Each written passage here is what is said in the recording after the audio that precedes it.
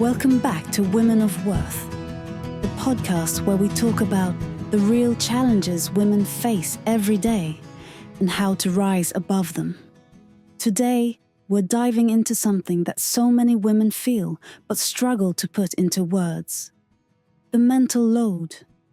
Do you ever feel like you're holding everything together? Keeping track of schedules, remembering appointments, planning meals, and anticipating everyone's needs, while the people around you seem blissfully unaware of how much you're carrying. If so, you're not alone. The mental load is exhausting because it's invisible. It's not just about doing tasks, it's about thinking, planning, and managing everything to keep life running smoothly. And the truth is, women still carry the majority of this load, even when they work full-time or share responsibilities at home. But here's the thing, we don't have to do it all. In this episode, we'll explore why women experience mental overload more than men, the neuroscience behind why it's so exhausting, and how we can start redistributing responsibilities without guilt. You'll also hear real-life stories from women who have broken free from the cycle of constant mental exhaustion and practical strategies to lighten the load in your own life. So if you're feeling mentally drained, overwhelmed, or just plain tired of keeping track of everything, this episode is for you. Let's talk about how to shift the burden, set boundaries, and reclaim our energy. Before we begin, don't forget to like this video, subscribe to our channel, and hit the bell icon so you never miss an empowering episode. And we'd love to hear from you. What's one mental load task you wish others would take over? Drop your thoughts in the comments. Let's change the way we think about mental load, because no woman should have to carry it all alone.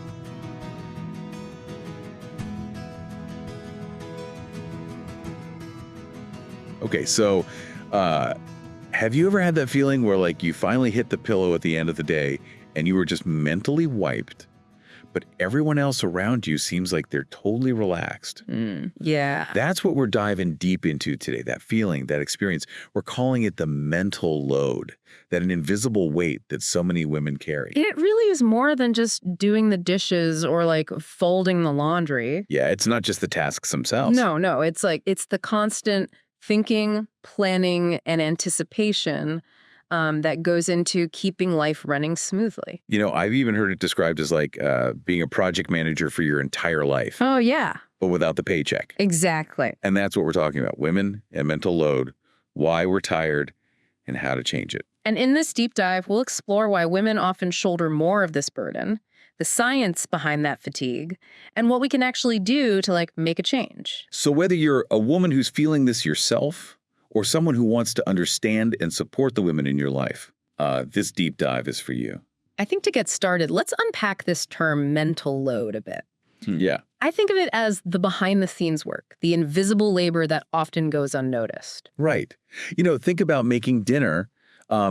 Maybe the helping partner chops the veggies, but who actually planned that meal, checked for ingredients, made the grocery list, considered everyone's like dietary needs and all that? Right. That's mental load in action. It's like you said, the behind-the-scenes work, the stuff that people don't always see or appreciate. Right, exactly. And it's everywhere, right? It's remembering doctor's appointments, it's orchestrating birthday parties, making sure that the house doesn't fall apart. It's that constant mental hum, the weight of responsibility. And that responsibility thing is huge. You know, one of our sources talks about Emma, and she handles all of the home maintenance planning, even though her husband helps with the actual tasks.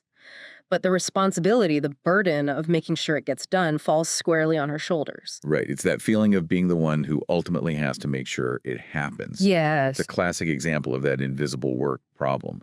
And what's really wild is that research from the sociology of work shows that even in households where both partners work full-time, women still handle like a whopping 70% of these household management tasks. Wow, 70%. That's not just helping out. That's like a full-on second shift. It really is. Yeah. And this isn't just about fairness. It has like real consequences. Right. So let's talk about why women tend to carry more of this weight.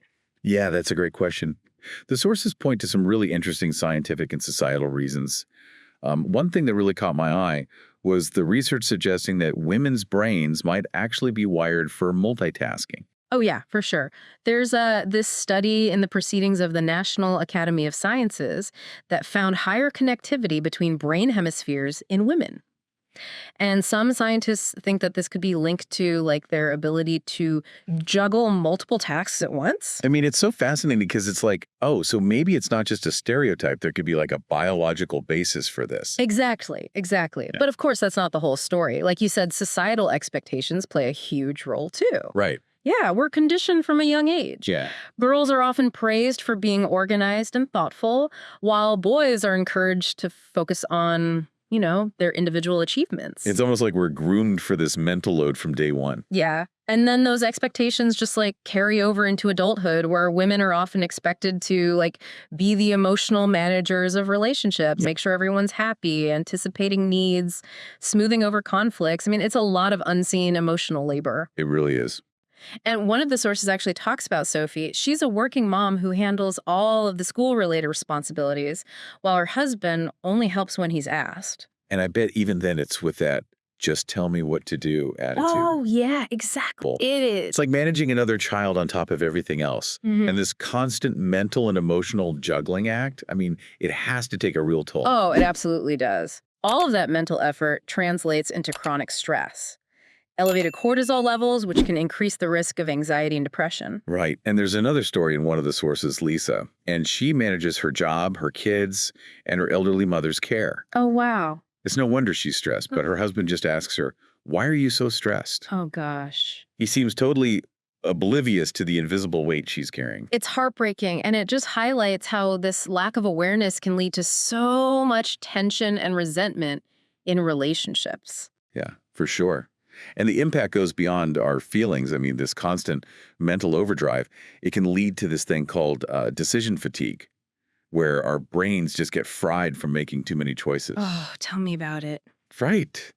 Just think about all the micro decisions women make every day.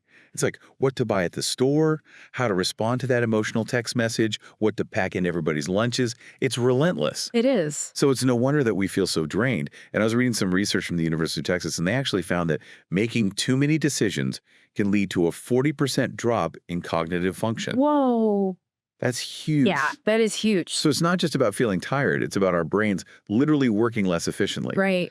And then when we're constantly in this state of mental overload, it can strain our relationships. It really can. If our contributions go unnoticed, it's easy to feel resentful and undervalued. And actually, one of our sources talks about Jessica, who stopped asking her husband for help because he'd just say, just tell me what to do, which made her feel like she was managing him on top of everything else. Yeah, it's like that feeling of being the default parent, the default planner, the default everything. It's exhausting. It really is. Yeah. So I think we've established that this mental load is very real. It disproportionately affects women, and it has some serious consequences. But what can we actually do about it? Yeah, that's the big question. And luckily, our sources offer some pretty practical strategies for lightening the load and creating more balance. But I think before we get into solutions, we need to really understand the root of the problem. Yeah, I agree. We need to dig a little deeper. Okay, so we're talking solutions now. Where do we even begin to tackle this invisible mountain of mental load? Well, I think the first step, and this is really crucial, is making the invisible visible. It's hard to address a problem if nobody even acknowledges that it exists. Yeah, that makes total sense, but how do we even do that? Mental load is by definition often unseen and unacknowledged. Right. Well, our sources suggest two really powerful strategies. First, open and honest communication is key. Have a conversation with your partner, your family, even your colleagues about what you're juggling mentally. Yeah, sometimes just shining a light on that hidden workload can be a revelation for everybody involved. Exactly. And the second strategy is to get it all out of your head and onto paper. Literally write down every single task you manage, big or small. Oh, I can see how seeing it all laid out like that could be a serious wake-up call. Oh, yeah. Whoa, I had no idea you were doing all that. Exactly. Yeah. The sources actually share an example of Lily, who did this exercise with her husband, and he was totally blown away by the sheer volume of tasks on that list. And he immediately stepped up to take on more. That's awesome. Proof that sometimes just making it visible can be a huge step towards change. Yeah. But it's not enough to just acknowledge the problem, right? Right. We need to fundamentally shift the dynamic. Absolutely. We have to move away from the helping mentality and embrace shared responsibility. Okay, that feels like a huge shift. So how do we make that happen in a practical sense? Well, the sources give this great example. Instead of saying, "Can you help with dinner?" Try saying, "You're in charge of dinner on Tuesdays and Thursdays." Uh-huh. You see the difference. Oh, I see it. It's about assigning ownership, not just asking for assistance. Right, exactly. So no more playing the manager. It's a true partnership. Exactly. We're not asking for help. We're establishing clear responsibilities. And actually, one of the sources mentioned Nina, who she and her partner now divide household tasks like running a business. Ooh, I love that analogy. Yeah, No more ambiguity about who's responsible for what. exactly. And that clarity can really reduce stress and resentment. This next strategy might be tough for some of us, but it's crucial. Setting boundaries and letting go of perfectionism. Yes, I think so many of us struggle with this. The need to do things a certain way can really add to that mental burden. Oh, absolutely. And the sources emphasize that this striving for perfection often leads to women taking on more than their fair share. So the key takeaway here is to accept that things don't have to be done perfectly. It's about letting go, which I know is easier said than done, but think about the freedom that comes with that. Oh, yeah. Yeah. And the sources actually offer a great example. Maria used to get so frustrated when her partner packed their kids' lunches differently than she would. But now she focuses on the fact that the responsibility is shared, not on controlling every detail. That's a great example of progress. Letting go of that control is tough, but ultimately it leads to a lighter mental load for everyone. Yeah. Okay, so we've talked about making things visible, sharing responsibility, and now letting go of perfectionism. But I think we also need to talk about something that often gets overlooked: prioritizing mental rest. Oh, this is so important. Our brains, just like our bodies, need time to recharge and recover. It's so true. We can't operate at 100% all the time. We need to give ourselves permission to switch off. And there's actual science to back this up. Neuroscience research has shown that the brain needs what they call cognitive rest to reduce stress and improve problem-solving abilities. Interesting. So how do we actually incorporate this cognitive rest into our lives? It's not like we can just shut our brains off on demand. Well, the sources suggest creating these no-task zones, specific times where we're completely off duty, like no planning, no anticipating, no decision-making. Oh, like a mental vacation. Exactly. Love that. And Rebecca, from one of the sources, she implemented a no planning Sundays rule. One day a week, she completely disengages from all family-related responsibilities and gives her brain that chance to reset. That's brilliant. I might have to steal that idea. Yeah. Okay, so we've covered a lot of ground here, from making the invisible visible to shifting mindsets, setting boundaries, prioritizing our mental rest. But what's the overall message we want our listeners to take away from this deep dive? I think it boils down to this. Women deserve a lighter mental load. And it's not about doing it all. It's about sharing the responsibility and creating a more sustainable way of life. We can't pour from an empty cup. It's about prioritizing our own well-being so we can show up as our best selves in all areas of our lives. And remember, it's not about blaming or shaming anyone. It's about working together to create a more equitable and fulfilling dynamic for everyone. Absolutely. And we'd love to hear from you. Think about your own life. What's that one thing you're constantly managing in your head that you wish you could just hand off to someone else? Let us know in the comments, because sometimes just sharing our experiences can be incredibly validating and empowering. It's interesting, we've been focusing a lot on the mental load at home, but this isn't just a domestic issue. No, definitely. Right. This definitely plays out on the workplace as well. Absolutely. I mean, think about all of the behind-the-scenes work that often falls to women in offices, like organizing events, Right. taking notes in meetings, mentoring junior colleagues. I mean, these things might not be in their job descriptions, Right. but they definitely contribute to a smooth running workplace. It's like that saying, if you want something done, ask a busy woman. Oh. But that's not really a recipe for a healthy work environment. No, not at all. And it's important to recognize that this invisible labor exists in professional settings too, and it needs to be addressed. Yeah. Just like at home, I mean, clear communication and shared responsibility are key. So how do we translate these strategies to the workplace? What are some practical steps we can take? Well, for example, instead of automatically volunteering to organize, the next team building activity, maybe suggest a rotating system where everyone takes turns. Right.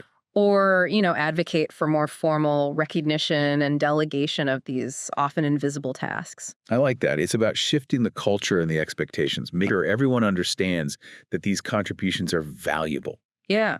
and they shouldn't fall on the same shoulders all the time. Exactly. And, this is something that everyone can contribute to regardless of gender, because ultimately, creating a more equitable division of labor benefits everyone. Yeah, Right. absolutely. It's not just about women feeling less burdened. It's about fostering a more efficient and supportive and fulfilling workplace for everyone. Exactly. When we create more balanced systems, both at home and at work, we free up mental space for creativity, productivity, and most importantly, well-being. Right. It's about recognizing the value of all types of contributions, both the visible and the invisible. Yeah. And I think when we work together to acknowledge and redistribute that invisible workload, everyone wins. Absolutely. So, as we wrap up this deep dive into the mental load, I think the key takeaway is you're not alone. This is a shared experience, and it's something we can collectively address. Yeah, and it starts with awareness, with communication, and a commitment to change. And remember, even small steps can make a big difference. Maybe starting with one task you delegate at home or speaking up in a meeting at work. Every effort counts. And as we all become more conscious of this dynamic and work together to create solutions, we can create a world where everyone feels seen, appreciated, and empowered. Beautifully said. I think this has been such an insightful conversation. We've explored the what, the why, and the how of the mental load, and I hope our listeners feel equipped with some practical strategies to start making a change. And remember, this conversation doesn't end here. We'd love to hear your thoughts, your experiences, even those small steps you're taking to lighten your own mental load. Yeah. Share them in the comments below. Let's create a supportive community where we can learn from and inspire each other. And if you found this deep dive helpful, please like and subscribe to our channel. It helps us reach more people and continue these important conversations. Until next time, keep learning, keep growing, and keep making life a little lighter together.